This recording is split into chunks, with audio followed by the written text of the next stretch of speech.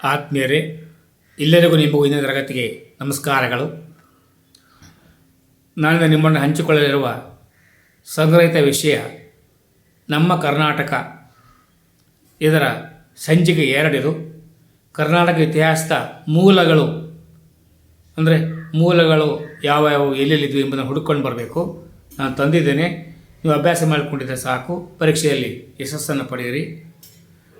ಆರಂಭಿಕ ಶಾಸನ ಕಲ್ಲಿನ ದಾಖಲೆಗಳು ಅವು 13 ಸಂಖ್ಯೆಯಲ್ಲಿವೆ ಮತ್ತು ಚಿತ್ರದುರ್ಗ, ಬಳ್ಳಾರಿ, ರಾಯಚೂರು ಜಿಲ್ಲೆಗಳಲ್ಲಿ ಕಂಡುಬರುತ್ತವೆ ಮತ್ತು 3 ಗುಲ್ಬರ್ಗಾದ ಒಂದು ಸನ್ನತಿಯಲ್ಲಿ ಕಂಡುಬರುತ್ತವೆ.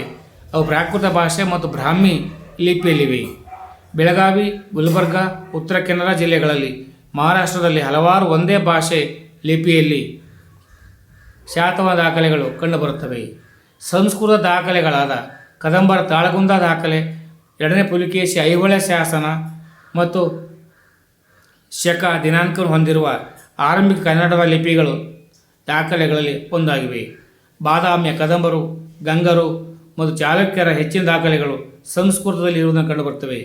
ಕದಂಬರ ಹಲ್ಮಿಡಿ ದಾಖಲೆಗಳು ಮತ್ತು ಮಂಗಳೇಶನ ಬಾದಾಮಿ ಗುಹೆಯ ದಾಖಲೆಗಳು ಕ್ರಮವಾಗಿ 5 ಮತ್ತು 6ನೇ ಶತಮಾನಗಳ ಕಾಲದ ಹಿನ್ನೆಲೆಯಲ್ಲಿರುವ ಕನ್ನಡ ಆರಂಭಿಕ ಶಿಲಾ ದಾಖಲೆಗಳಾಗಿವೆ. ರಾಷ್ಟ್ರಕೂಟರ ಬಹುಪಾಲು ದಾಖಲೆಗಳು ತಾಮ್ರದ ಫಲಕಗಳಾಗಿವೆ. ಅವರ ಆರಂಭಿಕ ತಾಮ್ರ ಫಲಕಗಳಲ್ಲಿ ಒಂದಾಗಿರುವುದನ್ನು ನಾವು ನೋಡಲಿಕ್ಕೆ ನಾಣ್ಯಗಳು ಕೂಡ ಇತಿಹಾಸ ರಚಿಸುವುದರಲ್ಲಿ ಅದರದ್ದೇ ಆದ ಪಾತ್ರವನ್ನು ವಹಿಸುತ್ತದೆ. ನಿಮಗೆ ಗೊತ್ತಿದೆ, ನಾಣ್ಯಗಳಲ್ಲಿ ತಾಮ್ರದ ನಾಣ್ಯ, ಕಂಚಿನ ನಾಣ್ಯ, ಹಿತ್ತಾಳೆ ನಾಣ್ಯ, ಚಿನ್ನದ ನಾಣ್ಯ, ತೊಗಲಿನ ರೂಪದ ನಾಣ್ಯಗಳು ಕೂಡ ಬಂದಿರುವುದನ್ನು ಇತಿಹಾಸ ಪುಟಗಳಲ್ಲಿ ತಾವು ಓದಿರ್ತೀರಾ ಎಂದು ನಾನು ಅಂದ್ಕೊಂಡಿರ್ತೇನೆ. ನಾಣ್ಯಗಳು ಕರ್ನಾಟಕದಲ್ಲಿ ಕ್ರಿಸ್ತಪೂರ್ವ ಕಾಲದ ಪಂಚ್ ಮಾರ್ಕ್ ನಾಣ್ಯಗಳು ಹೇರಳವಾಗಿ ದೊರೆತಿವೆ. ಗಂಗರ ಕೆಲವು ನಾಣ್ಯಗಳು ಆನೆ ರಾಜ ಲಾಂಛನವನ್ನು ಅವುಗಳ ಮೇಲೆ ಮುದ್ರಿತವಾಗಿದ್ದವು. ಕದಂಬರು, ರಾಷ್ಟ್ರಕೂಟರು, ಹೊಯ್ಸಳರು ಅವುಗಳಲ್ಲಿ ಕೆಲವು ಕನ್ನಡ ದಂತಕಥೆಗಳನ್ನು ಹೊಂದಿವೆ. ವಿಜಯನಗರ, ವರಹ, ಪ್ರತಾಪ, ಹನ ಕಾಲದ ನಾಣ್ಯಗಳು ಪ್ರಮುಖವಾಗಿವೆ. ಮೈಸೂರು ಮತ್ತು ಕೆಳದಿ ಅರಸರು ಕನ್ನಡದ ದಂತಕಥೆಗಳೊಂದಿಗೆ ನಾಣ್ಯಗಳನ್ನು ಬಿಡುಗಡೆ ಮಾಡಿದರು ಮತ್ತು ಈ ನಾಣ್ಯಗಳು ವಿಜಯನಗರ ನಾಣ್ಯಗಳನ್ನು ಹೋಲುತ್ತವೆ. ಹೈದರ್ ಮತ್ತು ಟಿಪ್ಪು ಕೂಡ ಪರ್ಷಿಯನ್ ದಂತಕಥೆಗಳೊಂದಿಗೆ ಚಿನ್ನ, ಬೆಳ್ಳಿ, ತಾಮ್ರದ ನಾಣ್ಯಗಳನ್ನು ಬಿಡುಗಡೆ ಮಾಡಿದರು. ನಂತರದವರು ಹೆಚ್ಚಿನ ವೈವಿಧ್ಯತೆಯೊಂದಿಗೆ ಸುಂದರವಾದ ನಾಣ್ಯಗಳನ್ನು ಬಿಡುಗಡೆ ಮಾಡಿದರು. ಸಾಹಿತ್ಯಿಕ ಹಿನ್ನೆಲೆ ನೋಡ್ಕೊಂಡು ಬರೋದಾದರೆ ಕನ್ನಡದ ಪ್ರಾಚೀನ ಕೃತಿ ಕವಿರಾಜ ಮಾರ್ಗವು ಕರ್ನಾಟಕದ ಸಮಕಾಲೀನ ಸಾಮಾಜಿಕ ಮತ್ತು ರಾಜಕೀಯ ಸ್ಥಿತಿಗತಿಗಳನ್ನು ಹೇಳುತ್ತದೆ. ಪಂಪನ ಕನ್ನಡ ಕಾವ್ಯ, ವಿಕ್ರಮಾರ್ಜುನ ವಿಜಯ, ರಾಷ್ಟ್ರಕೂಟರ ಬಗ್ಗೆ ಕೆಲವು ವಿವರಗಳನ್ನು ಒದಗಿಸುತ್ತವೆ. ರನ್ನನ ಗದಾಯುದ್ಧವು ಬಾದಾಮಿ ಮತ್ತು ಕಲ್ಯಾಣದ ಚಾಲುಕ್ಯರ ಇತಿಹಾಸದೊಂದಿಗೆ ವ್ಯವಹರಿಸುತ್ತದೆ. ಚಾವುಂಡರಾಯ ಪುರಾಣವು ಗಂಗರ ಬಗ್ಗೆ ಮಾಹಿತಿಯನ್ನು ಒಳಗೊಂಡಿದೆ. ಕೆಳದಿಯ ನೃಪ ವಿಜಯಂ ಕೆಳದಿಯ ಮನೆತನದ ಇತಿಹಾಸವನ್ನು ವಿವರವಾಗಿ ಚರ್ಚಿಸುತ್ತದೆ. ಸಂಸ್ಕೃತದಲ್ಲಿ ಕೆಳದಿ ಅರಸರಾದ ಬಸವರಾಜ, ಶಿವ ತತ್ವ ರತ್ನಾಕರ ಅವರ ವಿಶ್ವಕೋಶವು ಕೆಳದಿಯ ಇತಿಹಾಸದ ಮೇಲೆ, ವಿಜಯನಗರ ಇತಿಹಾಸದ ಮೇಲೆ ಬೆಳಕು ಚೆಲ್ಲುತ್ತದೆ.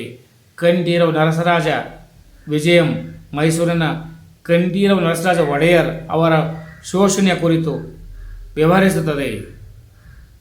ಚಿಕ್ಕದೇವರಾಜ ಭಿನ್ನಪಂ, ಚಿಕ್ಕದೇವರಾಜ ವಿಜಯಂ, ಚಿಕ್ಕದೇವರಾಜ ವಂಶಾವಳಿ ಮತ್ತು ಅಪ್ರತಿಮ ವೀರಚರಿತೆಗಳು ಮೈಸೂರಿನ ಮಹಾನ್ ದೊರೆ ಚಿಕ್ಕದೇವರಾಜ ಸಾಧನೆಗಳನ್ನು ತಿಳಿಯಲು ನಮಗೆ ಸಹಾಯ ಮಾಡುತ್ತದೆ. ಅಚ್ಯುತ ಅಭಿವೇದ್ಯಂ, ತಿರುಮಲಾಂಬ ಅವರ ವರದಾಂಬಿಕಾ ಪರಿಣಯಂ ಅತ್ಯಂತ ಗಮನಾರ್ಹ ಸಾಹಿತ್ಯ ಮೂಲಗಳಾಗಿವೆ. ಮುಸ್ಲಿಂ ದೊರೆಗಳು ಫೆರಿಸ್ತಾ ಪ್ರಮುಖರು.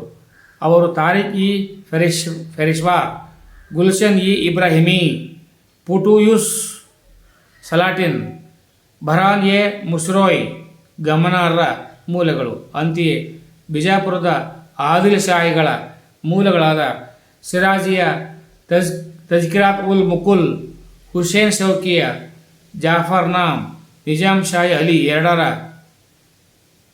ಅಲಿ ನಾಮ್, ಅಬ್ದುಲ್ ದೆಹ್ಲವಿಯ ಇಬ್ರಾಹಿಮಿ ನಾಮ್ ಮತ್ತು ಮುಲ್ಲಾ ನಸ್ರುತಿಯ ತಾರಿಕ್ ಇ ಸಿಕಂದನ್.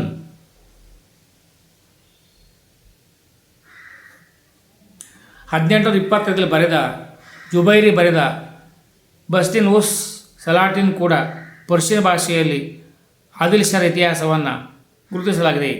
ಪ್ರಸಿದ್ಧಿ ಪ್ರವಾಸಿ ಹೊಯಾನ್ ಸಾಂಗ್ ಪುಲಿಕೇಶಿ ಎರಡನೇ ಪುಲಿಕೇಶಿ ಆಸ್ಥಾನಕ್ಕೆ ಭೇಟಿ ನೀಡಿದ್ದರು.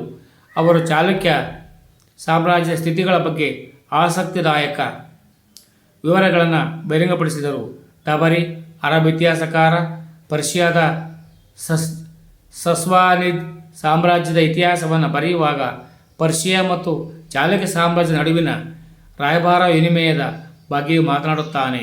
ಅರಬ್ ಪ್ರಭಾಷೆ ಸುಲೈಮಾನ್ ಅವರು 851ರಲ್ಲಿ ರಾಷ್ಟ್ರಕೂಟರ ಸಾಮ್ರಾಜ್ಯವು ವಿಶ್ವದ 4 ಮಹಾನ್ ಸಾಮ್ರಾಜ್ಯಗಳಲ್ಲಿ ಒಂದಾಗಿದೆ ಎಂದು ಬರೆಯುತ್ತಾರೆ. ವಿಜಯನಗರ ಸಾಮ್ರಾಜ್ಯದ ಆರಂಭಿಕ ದಿನಗಳಲ್ಲಿ ಭಾರತಕ್ಕೆ ಭೇಟಿ ನೀಡಿದ ಟ್ಯಾಂಜಿಯರ್ ಅಂದರೆ ಆಧುನಿಕ ಮೊರೊಕ್ಕೊದಲ್ಲಿ ಪ್ರವಾಸಿ ಇಬ್ನ ಬತೂತ ಕರ್ನಾಟಕ ಕರಾವಳಿ ಮತ್ತು ಹೊಯ್ಸಳ ಬಲ್ಲಾಳ 3ನೇ ಬಲ್ಲಾಳನ್ನು ಮಾತನಾಡುತ್ತಾನೆ. ವಿಜಯನಗರ ಸಾಮ್ರಾಜ್ಯವು ಹಲವಾರು ವಿದೇಶಿ ಪ್ರವಾಸಿಗರನ್ನು ಹೊಂದಲು ಅದೃಷ್ಟಶಾಲಿಯಾಗಿತ್ತು. ಅವರ ಪ್ರಮುಖರಾದವರೆಂದರೆ ನಿಕೋಲೋ ಕೊಂತಿ, ಪರ್ಷಿಯಾದ Abdul Razzaq, Barbosa, Domingo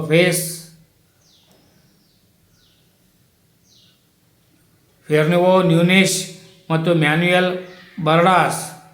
face ಮತ್ತು ನ್ಯೂನೆಸ್ ಸಾಮ್ರಾಜ್ಯದ ವಿವರವಾದ ಖಾತೆಗಳನ್ನೇ ನಮಗೆ ಬಿಟ್ಟುಕೊಟ್ಟು ಹೋಗಿದ್ದಾರೆ. ಶುಭವಾಗಲಿ.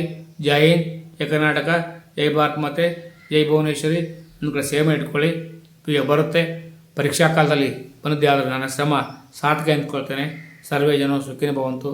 ಜೈ ಹಿಂದ್, ಜೈ ಭಾರತ್ ಮಾತೆ, ಜೈ ಭುವನೇಶ್ವರಿ.